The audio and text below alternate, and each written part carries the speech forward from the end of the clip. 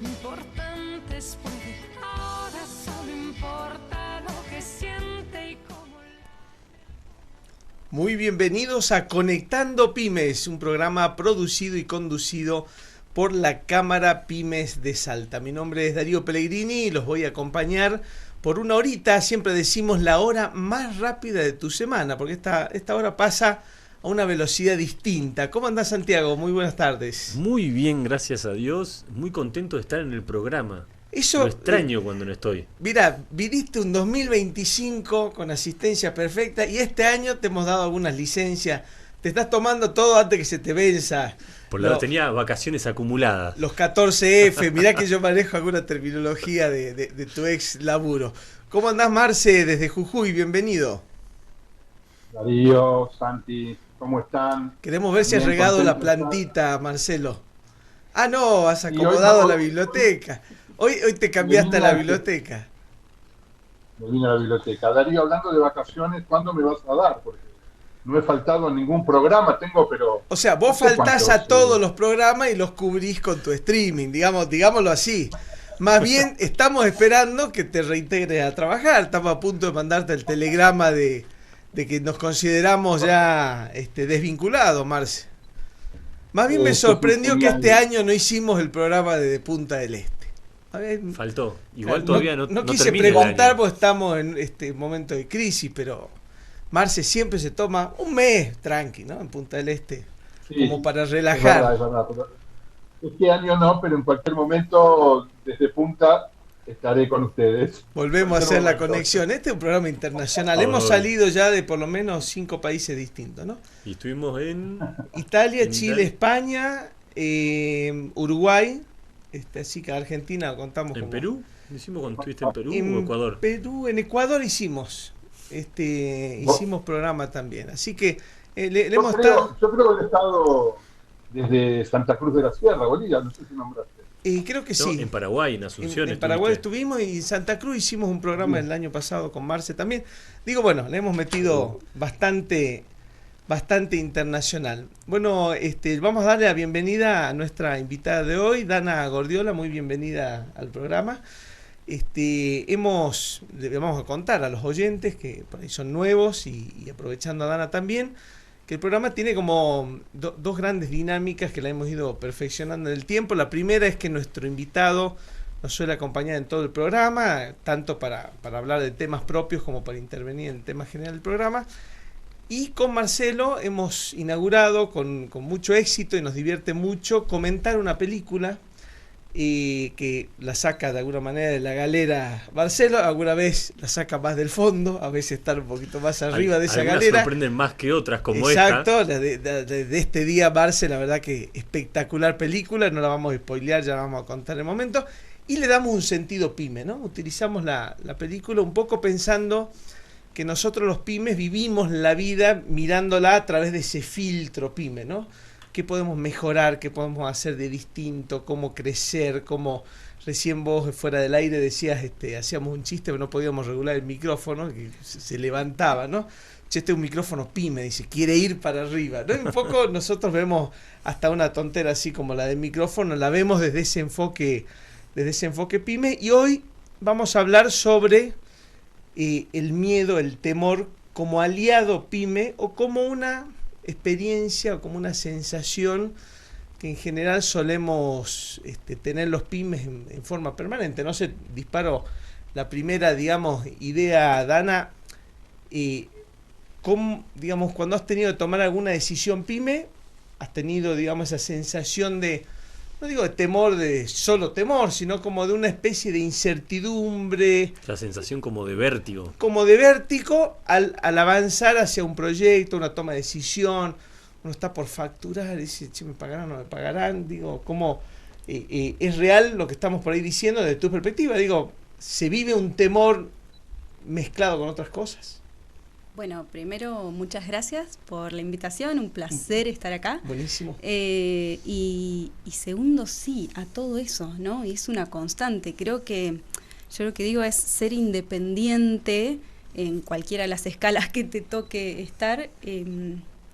Tiene siempre ese gustito de como te tiene que gustar. ¿no? Hoy me despierto y a ver con qué me voy a dar. Un poquito adrenalínico, Sí, digamos. y sí, ¿no? hay veces que yo hablo mucho con una amiga que también tiene una empresa y le digo, paren, me quiero bajar, como hoy me quiero bajar. Necesito frenar, porque bueno, hay días que viene una, otra, y un poco de claridad, un poco de tranquilidad en esta, bueno, y ahí, ¿no? Siempre creo que una cuestión muy importante para trabajar todos los que somos independientes es la mentalidad. Tenés que amigarte con esa osadía de salir Con todos esa- los días y decir, bueno, a ver qué hay. Y por ahí te sorprende para bien, pero bueno. Con esa montaña rusa, ¿no? Bueno, una cosa que nos gusta mucho discutir o poner sobre la mesa, un cambio de perspectiva siempre la trae Santiago de su mano, es cómo las técnicas, los procedimientos, las mediciones y el orden te da, digamos, un aumento de calidad de vida empresarial, ¿no? O sea, cuando el empresario empieza a transformar esa incertidumbre en certidumbre a través de procedimientos, genera una estabilidad de ese sinusoide, ¿no? que nos acompaña, y ahí siempre, bueno, Santiago de alguna manera nos hizo ver y machacamos bastante, y por eso es como una parte fundamental de este programa, la parte de la bajada a la técnica, ¿no? Un poco también vamos a hablar después, más adelante con vos, de qué técnicas hay del mundo de la finanza, del mundo de los seguros, donde el empresariado o el empresario puede descansar en el buen sentido o trasladar un pedacito de ese temor o de ese miedo, ¿no? Hoy creo que más que nunca ese temor o ese miedo desde el punto de vista financiero de estar al límite, estar con las cuentas en rojos y como decías, esa factura, ¿me la pagan o no me la pagan? Y por dentro uno dice, yo necesito que me la paguen, Claro. la cuento para pagar. Y muchas veces estamos acostumbrados, creo que en esta crisis de estabilidad que vos siempre decís, Darío, a gestionar en un esquema diferente. Y ahora implica como empresario que tenemos que cambiar nuestra mentalidad frente a esta nueva realidad. Y lamentablemente creo que muchas empresas que no se ajustan a esto les va a seguir o les va a ir muy mal. Claro, pasa que viene una especie de pseudo tsunami empujando, y quien no esté a la altura, digamos, va a sufrir un golpe más fuerte, ¿no? Un poco el desafío de transformar ese miedo o esa sensación en criterios de operación, ¿no? Que no nos domine la incertidumbre, sino alguna técnica. Creo que podemos empezar, como para mixear un poco, la película de hoy se merece casi Sí. el programa entero, Marce, que nos empieces a contar, que nos cuentes de qué película estamos hablando hoy, como para empezar a mezclar y por qué hemos puesto esto del temor sobre la mesa, ¿no? Dentro de la discusión de la temática del programa, ¿no? Bueno, entonces que justamente hablando de los miedos, ¿no? Eh, Traemos una película que tiene que ver con los miedos que asume, en este caso un rey, el rey de Inglaterra. Estamos hablando de El discurso del rey, The King's Speech, película del 2010.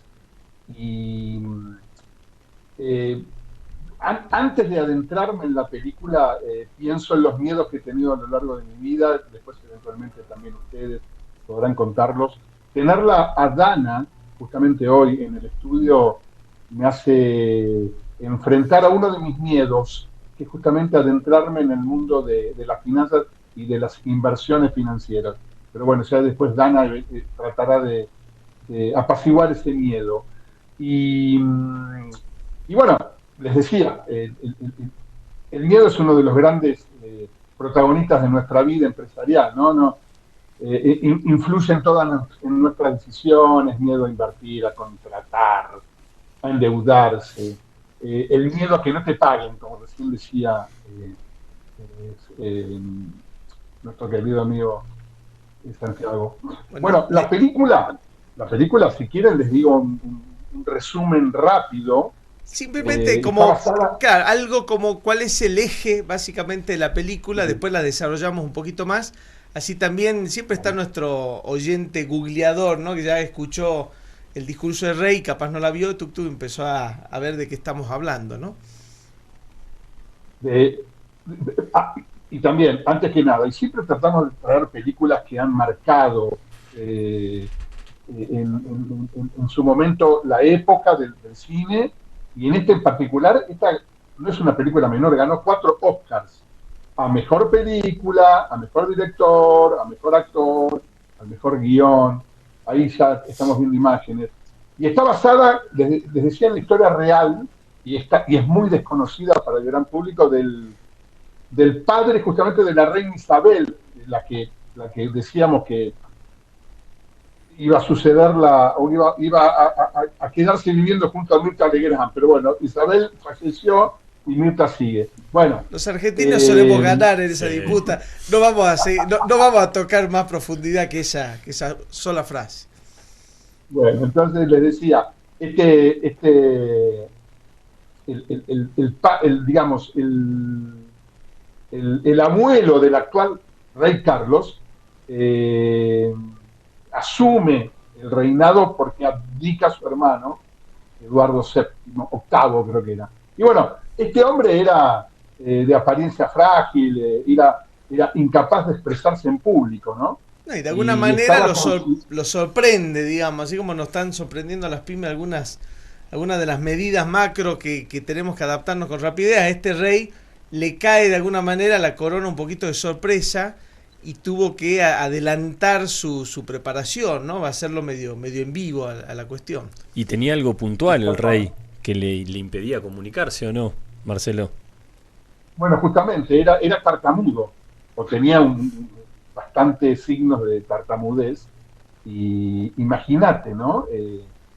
Para poder asumir semejante responsabilidad siendo tartamudo. Y bueno, y el hombre afronta sus miedos con la ayuda de un fonoaudiólogo que tenía métodos poco convencionales. Y bueno, va a tener que vencer su tartamudez para asumir plenamente el rol y hacer del imperio, entre comillas, el imperio inglés, que después de la Segunda Guerra Mundial dejó de ser imperio, pero esa es otra historia. Y bueno, y enfrentar a la Alemania nazi. Ese es más o menos el resumen de la película, ¿no? Excelente, la vamos a seguir más adelante relacionando, pero exacto. Digo, hoy un poco, para abrirle la mente al oyente, digo, empecemos a descubrir quién es nuestro fonoaudiólogo y cuál es nuestra tartamudez, ¿no? Claro, tal cual. Como este amigo que le dicen, ¿cómo te llamas? Pepe Pedro, Pepe Pérez. Ah, ¿sos tartamudo? No, mi papá, dice, ¿no? Pero bueno, digo, no podía faltar un poquito de ruptura de hielo. Contanos, Dana, vos tenés un perfil muy pyme, muy interesante, porque tenés una actividad que la desarrollás, una profesión de base vinculada pero no exacta, y a su vez socia de otra empresa que no tiene casi que ver con las demás, y contar un poquito de todo, así vamos en la mente de quienes nos escuchan, perfilándote y entrando un poco en el tema de las finanzas, que es el tema por ahí que más te divierte, ¿no? Dale, perfecto. Bueno, ¿quién es Dana, no? Si alguno lo descubre, me dice, no, bueno, algo que como carta de presentación que siempre digo es que siempre fui muy ordenada, ¿no? Y en esto de, los números, las finanzas me dan miedo, no sé, no soy buena con esto, yo no me llevo con los números, etcétera, etcétera, tiene que ver con que de base no tuvimos, primero que no hay una cuestión desde el colegio que nos acerquen y nos amiguen con esto. Y después, bueno, sí puede ser que por mi perfil, ¿no? Siempre cuento una anécdota que de chica mi primer emprendimiento fue vender golosinas en mi casa, y con eso me compré un escritorio que me costó 200 pesos, me acuerdo patente. Entonces, digo, creo que también tiene que ver con una base de está el que le gusta, claro, y siempre me gustó. ¿Cuánto era la inflación de Milei acumulada de 70 años? 128 billones, trillones, no me acuerdo un número. Sí, no, pero bueno, irreproducible. Sí, sí. Así que bueno, como si yo tengo que pensarme desde quien soy de chica, siempre tuve esa chispa de querer generar, de querer hacer. Y después, nada, con el tiempo, bueno, se fue dando, estudié licenciatura en comercialización, después hice un máster en administración, estudié para coaching y para productora de seguros. Y con todo eso digo que hice una profesión, porque de base siempre fui muy ordenada. Entonces, mucho de lo que yo digo lo replico en mi vida personal y en mi vida empresarial. Con el tiempo, bueno, con mi marido, que es mi actual socio en esta empresa que es de telecomunicaciones, que nada tiene que ver, porque encima yo con la tecnología es lo poco que sé, lo aprendí de él, que es la cabeza técnica de todo esto, y yo estoy más para la parte justamente de los números, ¿no? De ordenar un poco, de ver a dónde estamos parados, qué podemos hacer con esto, y en paralelo tengo una consultora justamente de finanzas y seguros, y desde ahí acompaño a un montón de personas a que puedan tener una claridad. Y para tener una claridad tengo que poder ver números, amigarme con eso. ¿Y cómo se une el mundo del seguro con las finanzas, ¿no? Porque muchos piensan el seguro como un gasto, ¿no? Un gasto pseudo obligación, justo sin querer, ¿no? Esta causalidad que por ahí el programa de alguna manera lo diseñamos, terminamos de cerrar ayer. Y hoy en la mañana me llega una noticia que dice que en Venezuela solamente el 6% de la población venezolana tiene algún tipo de seguro. Solo el 6%. Evidentemente, entiendo que está poco obligado, digamos, por el mercado. Aquí, qué sé yo, el 100% de los vehículos circulantes deberían estar asegurados, etcétera, ¿no? ¿Cómo vinculamos el mundo del seguro, un mundo que uno se imagina de cierta obligación, con la finanza? Porque ahí yo lo único que imagino, digo, de la finanza es la plata que se va en seguro, pero ¿cómo lo unimos a esas dos mundillos? Espectacular la pregunta. Bueno, tiene una conexión directa, y en realidad si analizamos cualquier pirámide financiera, sobre la base están los seguros, porque, vale la redundancia, es lo más seguro que podemos tener. Y lo que hace una persona o una empresa al contratar algún tipo de bueno, hay miles, lo que hacemos es derivar el riesgo. Si algo ocurre bajo estas condiciones o estos riesgos cubiertos, y la empresa va a poder seguir. Y trasladar un poquito ese miedo que hablábamos al comienzo hacia una entidad o un músculo más fuerte, ¿no? Tal cual. Sí, es un gasto dentro de una estructura familiar o empresarial, pero que tiene un retorno, o puede tenerlo, depende cómo se lo aborde, y lo que me va a dar es seguridad. Yo lo que digo es, la idea es caminar un poco más tranquilo en esto justamente que estamos diciendo, el miedo, no puedo, no sé, no me animo, ¿qué hago? ¿Contrato, no contrato? Y todas las decisiones que tomamos a diario, todos los días nos levantamos y tenemos que estar decidiendo, bueno, ¿qué base sólida le damos a todo eso? Entonces tiene que ver con esa parte. Ahí es donde está la vinculación. Los seguros me dan una base sobre toda la estructura que después yo vaya construyendo. ¿Y cómo arrancamos? No sé, me imagino en un prospecto tipo Marcelo, que habló recién de sus miedos. Miedos a las finanzas. Y digo, ¿por dónde arranca? Evidentemente, en algún contacto, qué sé yo, pero digo, ¿cuál es el camino natural, normal, que tiene que empezar a hacer alguien que arranca bastante en cero, ¿no? Empieza por el seguro, empieza a armar esa base de la pirámide, junta con temas finanzas. ¿Cómo se empieza, digamos, en este mundillo para alguien que todavía no lo ha caminado, ¿no? Bueno, ahí, ¿qué te voy a decir yo? Creo que es fundamental tener a alguien quien consultar, a este fonoaudiólogo, ¿no? Tengo miedo a esto. Bueno, a veces solo es difícil. Yo acá siempre soy muy de las analogías. Digo, ¿podría entrenar sola? Podría. Entonces, ¿por qué voy a un gimnasio y pago un gimnasio? Porque si no, la verdad es que no lo voy a hacer. Y es el instructor el que más me ayuda, me ordena en función a mi objetivo y me va diciendo, y así de antemano que yo le pregunte a cualquiera, quiero entrenar. Y me va a hacer una serie de preguntas, va a ser como un diagnóstico. Bueno, esto es salvando las distancias, es igual. Quiero mejorar mis finanzas, ok, ¿con qué objetivo? Eso también hablo muchísimo de objetivos. ¿De qué estamos hablando?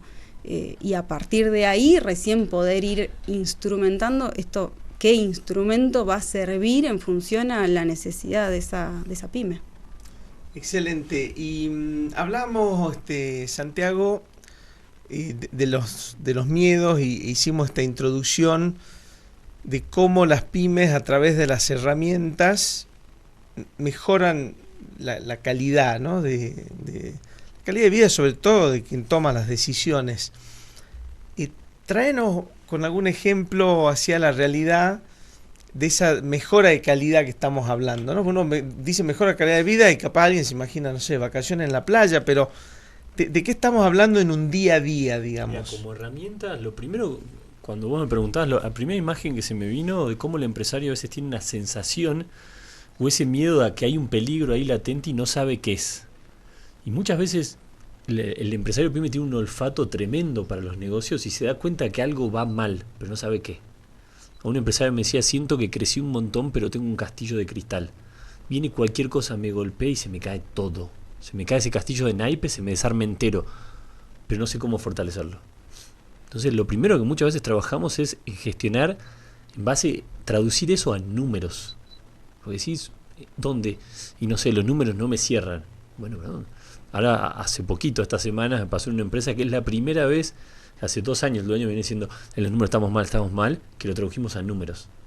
Entonces ya sabemos cuántos millones estamos abajo y de dónde sale, porque estábamos trabajando en un montón de cosas y ese miedo le genera cierta como presión a los equipos, porque no llegamos y ahora decís, mi foco está acá, en esta actividad es donde tengo que hacer, todo lo demás está buenísimo, nos ayuda. Pero acá está donde está el problema, esta es la causa raíz, ahí donde... Y lo primero que te dicen es, vos me entendés. Y ya se sienten como diciendo, estoy compartiendo el problema porque los otros se los digo y no me entienden. Entonces está mucha presión. Una sensación de soledad, digamos, ¿no? Tremenda soledad. Me hiciste acordar a un amigo de Marcelo que decía, vamos, estamos mal, pero vamos bien, ¿no? Es una persona que admiraba a Marcelo. Lo hemos descubierto la otra vez, esa admiración de los 90 que tenía Marce. Contanos, Marce, ¿por dónde arrancarías vos? ¿Qué en ese miedo que contaste recién que nos hizo generar curiosidad? ¿Qué te gustaría que suceda? ¿Que la plata trabaje sola, ahorrarte intereses, poner algún capital de ahorro? ¿Dónde estaría hoy la necesidad tuya, digamos, financiera o el miedo de uso de herramientas financieras? Bueno, mira, a lo largo de mis años, tanto en mi vida personal como en mi vida empresarial, he administrado los miedos, si querés. Miedos he tenido a lo largo de mi vida, los sigo teniendo, y cada miedo lo he administrado y lo he enfrentado, por supuesto con ayuda. No tengo miedo, eso sí, en pedir ayuda. Cuando algo no me cierra, algo no me cuadra. Creo que ahí, no, Marce, estamos ante la primera tarea para la casa que siempre hacemos con los oyentes, ¿no? El pedir ayuda o el trasladar cierta, llamémosle, ignorancia hacia un tercero que se va a transformar o se puede transformar en nuestro consultor, ¿no? Creo que ahí está, has descrito una de las cosas que traba a la mayoría de las personas a generar avance, ¿no? Y esa sensación de, no, yo lo sé todo, o no necesito ayuda, y cuando otra en realidad la necesitamos. Importante, ¿no? Creo que del miedo es entender que es una emoción que surge a veces de forma espontánea en nuestro interior y que no podemos no tener miedo, por así decirlo. Pero también a nivel orgánico, por así decirlo, de la persona, es una señal de alerta de que algo pasa.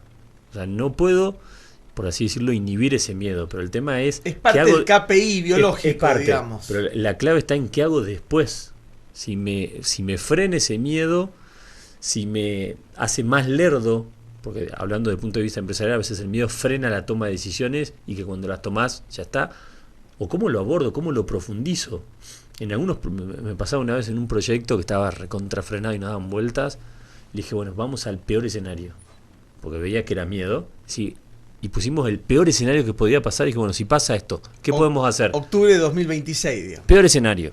Entonces planteamos 3 alternativas. Entonces el peor escenario seguía siendo negocio. Menos rentable, pero era negocio. Y ahí es como que se destrabó. Claro, ¿Ves? bajó el miedo, digamos, ¿no? Dije, bueno, si pasa lo peor, que estoy preparado, me preparo para lo peor, ya tengo un plan de contingencia.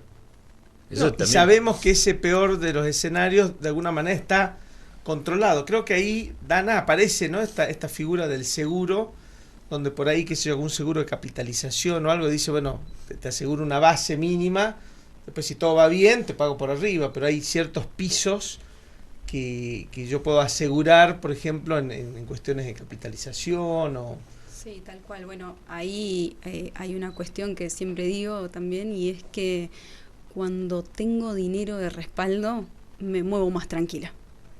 Entonces, nos pasa muchas veces a las pymes que sí tenemos, cuando empiezo a hablar de inversiones, sí, tengo invertido. Claro, tengo invertido en maquinaria, en equipos. No liquidez. Pero no tengo liquidez. Entonces, el margen de maniobra está ligado 100% a esto que decías también, ¿no? A un comienzo, y si el cheque no entra finalmente, si no me pagan, si... Pero ahora, hay una sensación en general, pyme, sobre todo más del lado industrial, el dinero quieto es mal negocio, ¿no? O sea, digo, el atesorar el por las dudas, ese capital conviene que esté en algún lugar y no solamente reservado. ¿Cómo lo manejamos? ¿Cómo gestionamos esa necesidad de respaldo, pero ese respaldo que esté generando? ¿Cómo, que esté trabajando. Claro, ¿cómo y bueno, iniciamos ahí, ahí ¿no? yo creo que depende de la empresa, cuál es su necesidad, y hay una regla básica que es tener un resguardo, ¿no? Tener, tengo 3 meses de maniobras, 6 meses, si algo... Hoy tenemos un montón de herramientas para que no estén quietas sin generar 10 centavos. Entonces, y que tienen seguridad y que tienen liquidez inmediata.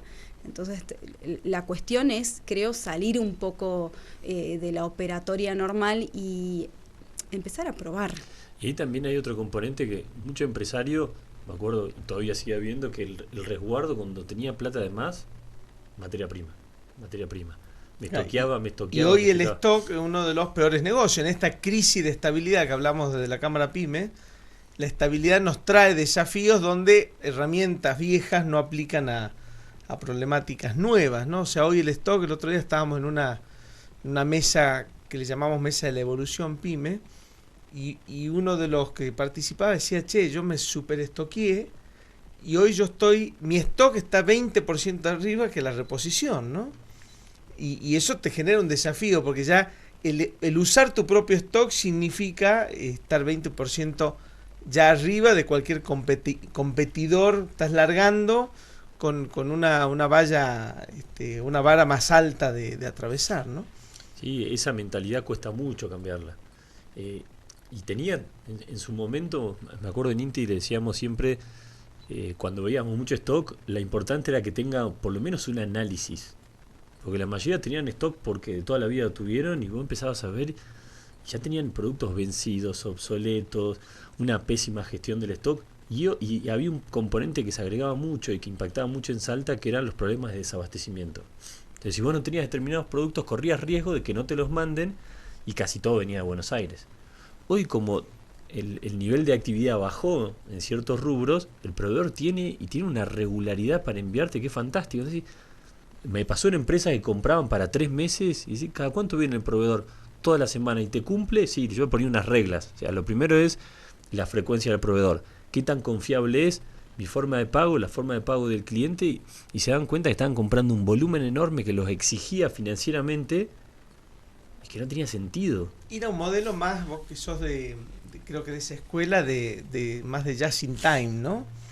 Del modelo más coordinado entre compra y uso, donde tiene que haber ciertas reglas claras. Vos me hace acordar si bien no hay una exactitud empresarial en lo que voy a contar, pero en esa escasez que vivíamos en Argentina, las importaciones, etcétera, cambio el vehículo, me compro el vehículo 0 kilómetros y casi inmediatamente me compro un juego de cubierta, porque digo, no sé cuándo va a volver a entrar. La cuestión es que vendí el vehículo y me quedaron las cubiertas, nunca las cambié, porque qué sé yo, se cambió el vehículo antes que se gasten. Y es como que al vicio y qué mal planificada esa inversión, Es digamos. que es ¿no? una planificación que probablemente en otro escenario hubiese sido buena. Pero basada en ese miedo que me ganó, digamos, que no lo supe administrar, y que lo que hice fue, che, no me quiero quedar sin cubierta, y aseguré, sin pensar en el vencimiento, sin pensar en la curva de uso, decir, che, cuánto tiempo yo iba a lograr el recambio. Y hay un coeficiente que se suele agregar, que es un coeficiente de seguridad, y tiene que ver con esto del miedo y riesgo. ¿A cuánto estoy dispuesto a jugarme? Entonces, no sé, en algunas empresas cuando uno me pregunta, decir, bueno, esto, si no te lo trae, ¿lo puedes conseguir acá? Sí. Entonces nos jugamos y bajamos el coeficiente, a veces lo multiplicamos por 1.1, un 10% más, y a otros multiplicamos por 1.5, pues sabemos que si nos falla, y nos vamos a tener un problema porque es el único proveedor. Entonces hasta poder abastecerlo. Pero eso es jugar con el miedo, decir, hasta dónde estás dispuesto a correr No, y riesgo. numérico, ¿no? Algo que tenga un En sentido números, es traducirlo en números. más allá del olfato. Marce, volvamos a la película, el discurso del rey. Siempre creo que las películas basadas en la realeza, en los imperios, en Europa, siempre genera cierta admiración, ¿no? Es como, no sé qué pasa, viste, los yanquis tienen ese como gusto por las series de hospitales, de doctores. Acá hay como, creo que todas las películas relacionadas con alguna historia no muy revelada de la realeza, genera una expectativa y nos suele gustar, sumado a que el hecho de estar basado en una historia real nos conecta mucho más por ahí con los personajes. Vos recién hablabas que el fonoaudiólogo utilizaba como métodos no muy ortodoxos, no muy tradicionales. ¿Qué recuerdo tenés de qué método o dónde estaba un poco lo divertido de estas escenas?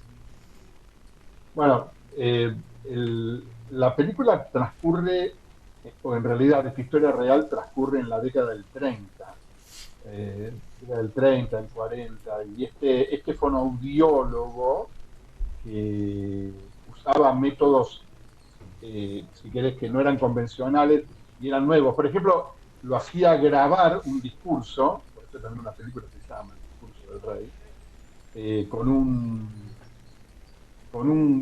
gramófono, no me acuerdo cuál es el nombre de esos grabadores de esa época, ¿no? Y después, bueno, hacérselo escuchar al rey, y eso le generaba, como decir, un disgusto, con una mezcla de tener que aceptarlo y trabajar sobre eso. Ahí está Colin Firth, actor que interpreta al rey, que gana el Oscar del mejor actor. El que está a la derecha es el fonoaudiólogo, otro actor muy ¿En qué otra película lo tenemos al protagonista, Marce? ¿En qué otra película? Bueno, es un actor inglés que ha trabajado en muchas películas. Hay una de un diario que seguro que es favorita de Marcelo. El diario de no sé quién. Esa seguro que le gusta mucho, sí, bien romántica. Sí, esa película romántica, bien Santi. Te está sacando de a poco la ficha, te has metido unos KPI y te está perfilando numéricamente, Santiago. Hay Marce. algo que me gustaría conocer, ¿cuál fue el discurso más difícil que dio Marcelo? Buena pregunta. ¿Cuál fue tu discurso, el discurso, Marce? El discurso mira, recuerdo en mi época de estudiante en Buenos Aires, hace 40, 50 años atrás, tuve que dar un discurso, pero que era como un examen final.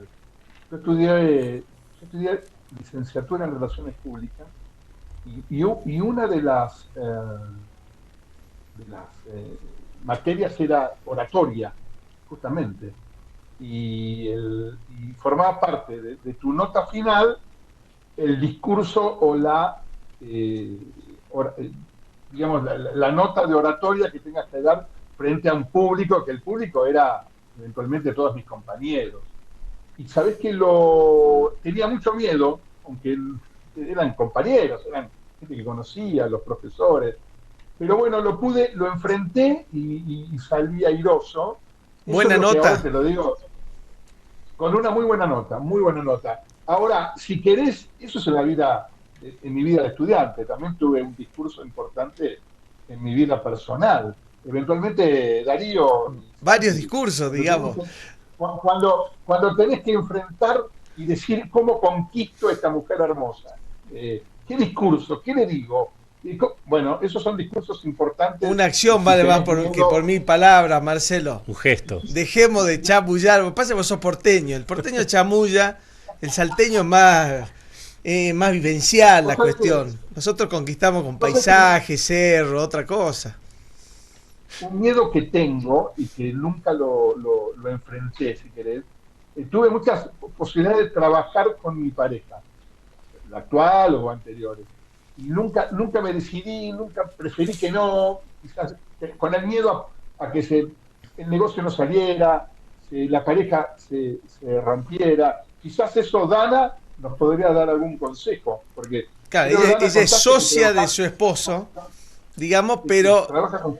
yo di una miradita en LinkedIn y habla poquito de AG3, ¿no? Dice AG3, o sea, entiendo que hay una sociedad, pero los roles bien repartidos, creo que eso ayuda mucho, ¿no? Pero, digamos, es mi mirada Sí, sí. de lejos, ¿no? Sí, tal cual. Creo que un punto ahí muy importante es separar roles. Mi marido es ingeniero, sí, y el complemento también, ¿no? Yo soy de base comercial. Lo mío es empujar. Veamos qué más, qué podemos hacer, para dónde podemos generar, qué, ¿no? Y él, El reparto un poco natural yo... adentro afuera, porque el ingeniero es más introspectivo. Sí, tal cual, tal cual, tal cual. Entonces yo, como si lo tengo que visualizar, es yo voy empujando y él va acomodando detrás. Creo que los dos avanzamos muy bien en esa combinación y sí tenemos muy repartido quién es de qué, como qué área es tuya y qué área es mía. Acá en el programa sin querer se dio así, ¿eh? Tenemos un ingeniero bien presente en el piso, y un área de venta y representación comercial bien presente fuera del piso, ¿no? Jujuy, Buenos Aires, por el mundo, girando a nuestro Marce. Yo creo que, digamos, volviendo al tema que estamos hablando del discurso, qué importante la oratoria en el sentido de la transmisión de la idea, ¿no? Ahora en la moda de las startups se habla de los famosos pitch, se empiezan a llenar de anglicismo hablando de nuestro rey inglés. Y hoy hay ciertos concursos o eventos que requieren que expliques tu idea en 3 minutos, por ejemplo, ¿no? Y ahí hay que tener una mezcla de claridad y oratoria muy importante, ¿no? Un elevator speech. Exacto. ¿Cómo te llevas vos, Dana, con la oratoria, digamos, ¿no? Mirá, también lo tuve como materia y dentro de la facultad. Y cuando me encuentro con personas que son súper introvertidas, les cuento que acá hay una persona que era extremadamente introvertida. Jamás me imaginé que iba a terminar hablando, no sé, me invitaron de pronto a la facultad a que dé alguna charla, estuve en distintos eventos. No había forma. De hecho, lo que me costó de la carrera, el 90% era rendir oral. Y me iba mal, porque no me podía... la gente al revés, ¿no? Prefiere siempre el oral. Toda la vida el oral. Sí. Pero yo también era tímido.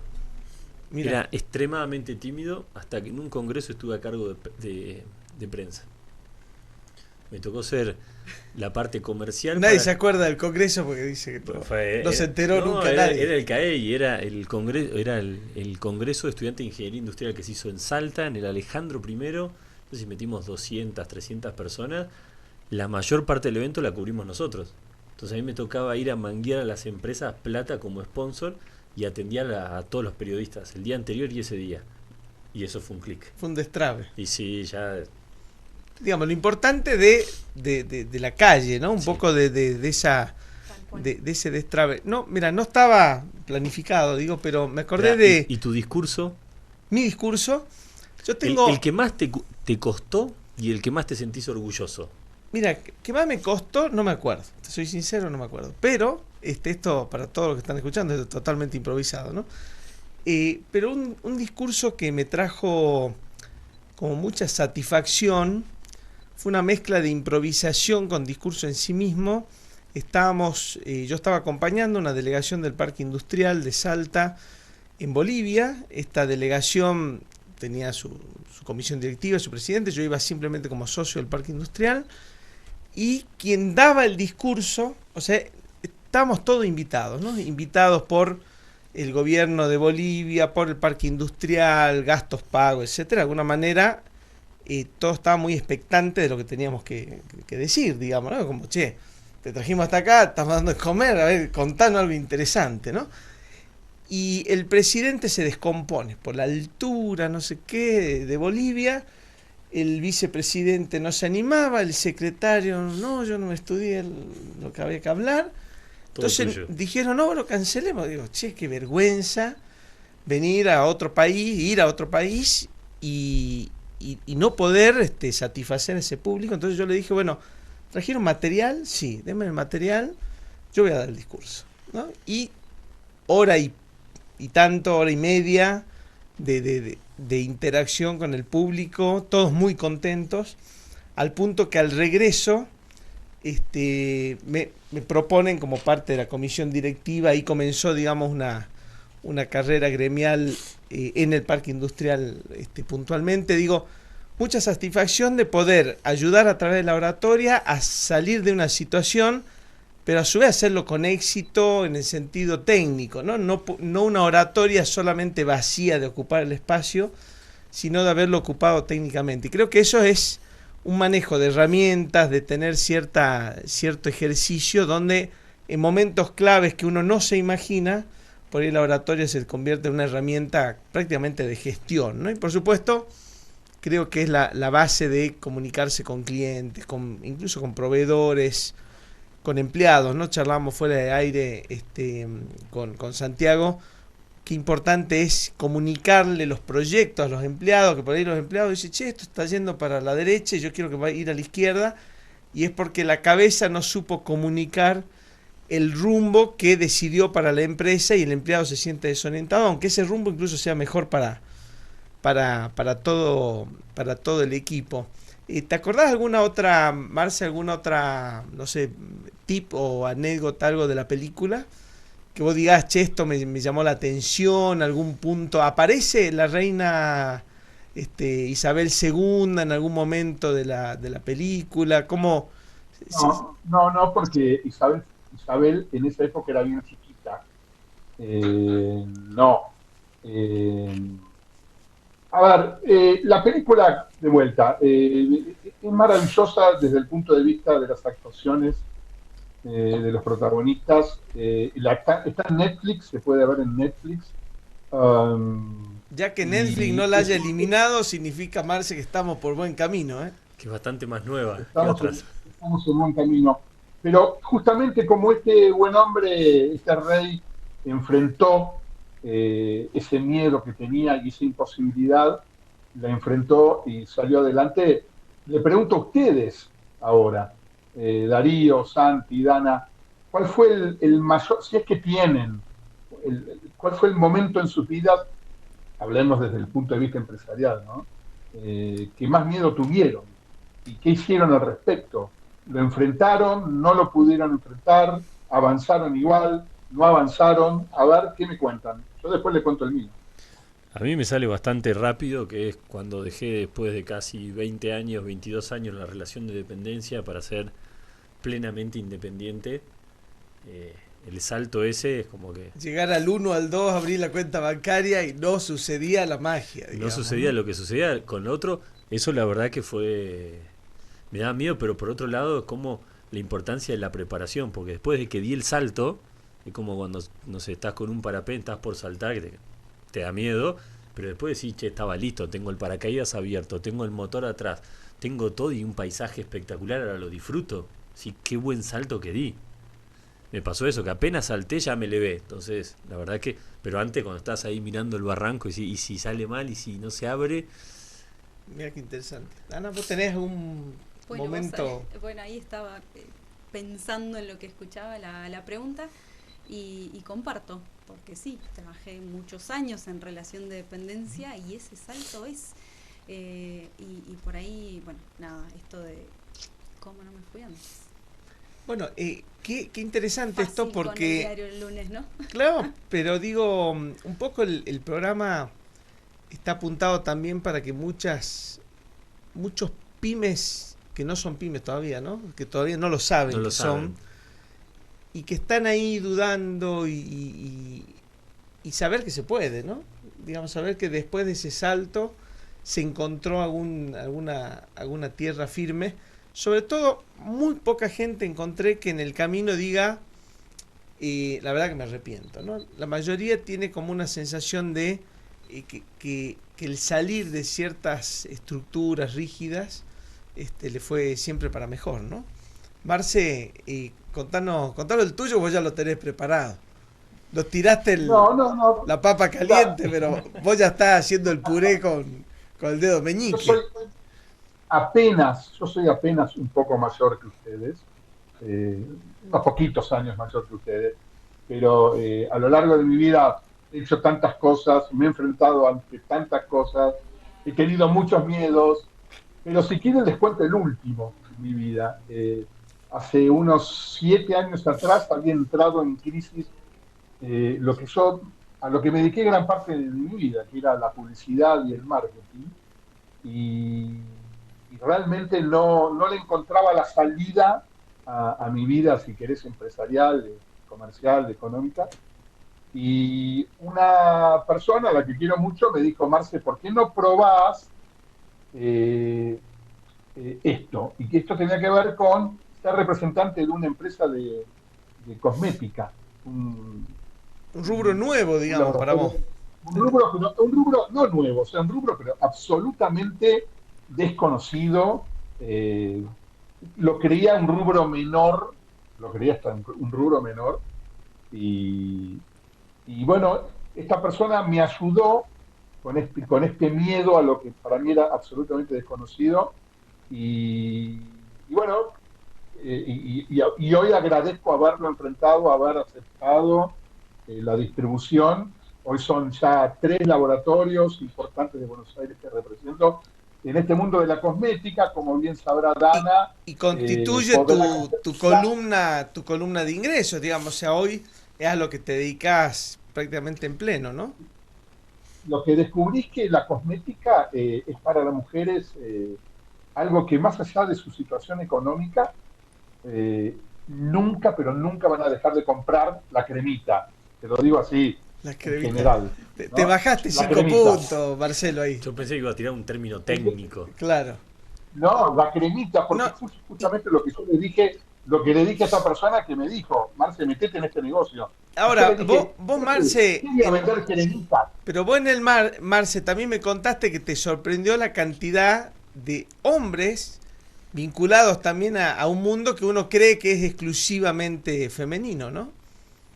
Sí, por supuesto. Es Y mucho, productos los también hombres, que sí. las empresas empiezan a detectar, desarrollar. digamos, demanda, ¿no?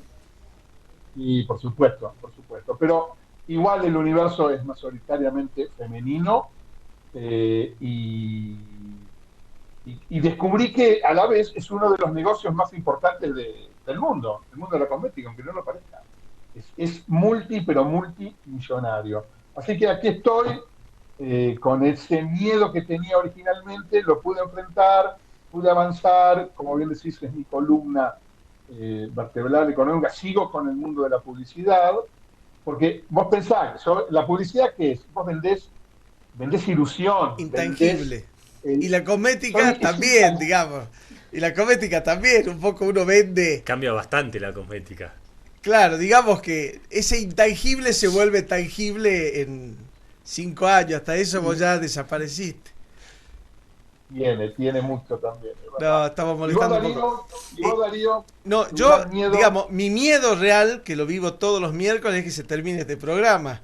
Y como estamos cerca, y no quiero dejar de escapar uno de los temas centrales por lo cual invitamos a Dana, es hablar sobre una técnica o posibilidad de manejo financiero de precisión para, bueno, yo te voy a decir lo que tengo, pero vos después dale cuerpo, sobre todo para el descuento de cheques y evitar, digamos, el famoso impuesto que veíamos en algún momento, hablando de películas, cuando se vio la serie de Carlos Menem, aparece Cavallo y dice, no, te pongo un impuesto a los cheques, en 3-4 meses los sacamos, ¿no?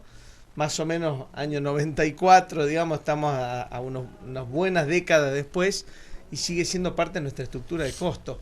Contanos cómo a través de tu consultora, de tu empresa, podemos entrar a un mundo de manejo de finanzas con una herramienta muy específica y muy tangible, digamos, que es descontar cheques sin este impuesto incluido. ¿Cómo se hace? De forma legal, por supuesto. Sí, por supuesto, eso es muy bueno aclarar que esto es todo legal, es todo bancario y está todo dentro de la reglamentación vigente. En realidad esto está hace mucho, lo que pasa es que se desconocía y creo que también la gran cuestión acá es que todos los que son plataformas de inversiones, de ALIX puntualmente, que estamos hablando en este caso, más conocidas como sociedades de bolsa, se van haciendo cada vez más amigables, ¿no? Los tengo en el teléfono y estoy a 3 clics de poder hacer alguna operación. Entonces creo que eso también hizo que hoy sea más posible de alguna manera. La cuestión es que lo que te comentaba, ¿no?, el otro día y que de ahí surge todo esto, me vengo dando con una situación en donde, no sé, de cada 3 empresas, 2, pero de cajón, no saben que esto que es así. Y básicamente todas las pymes o la gran mayoría funcionamos con cheques, con e-checks, con cheques electrónicos. Entonces, con el famoso impuesto al cheque, que es el 0,6, de entrada y de salida, exacto, en realidad es el impuesto al débito, al crédito, que se supone que era transitorio por una cuestión de crisis del país, una de las tantas, y bueno, ya cumple 25 años este impuesto. Cuando a vos te pagan con un cheque, vos lo ves en tu banco, fácil, ¿no? Lo ves en tu banco de la empresa. La cuestión ahí es que si vos te lo depositas en tu cuenta corriente, entra este 0,6. Si vos te lo mandás a una comitente, de manera legal, tenés el 100%, ese 0,6 no está.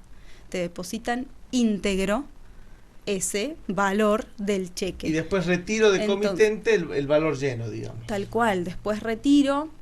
La idea es tener una estrategia también con eso, ¿no?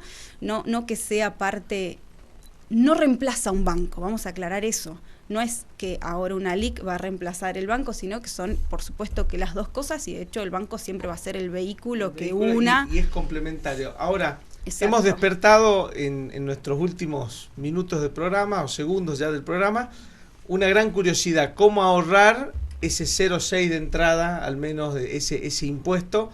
Contanos cómo te contactamos, cómo el oyente puede, digamos, acercarse y plantear casos puntuales, abrir esta cuenta comitente, etcétera, a través de teléfono, Instagram. A través de teléfono, a través de Instagram, a través de LinkedIn, en Finanzas con Valor, en donde yo hago la atención 1 a 1 y en primer lugar, y después, dependiendo cuál sea el caso, puedo llegar a derivar.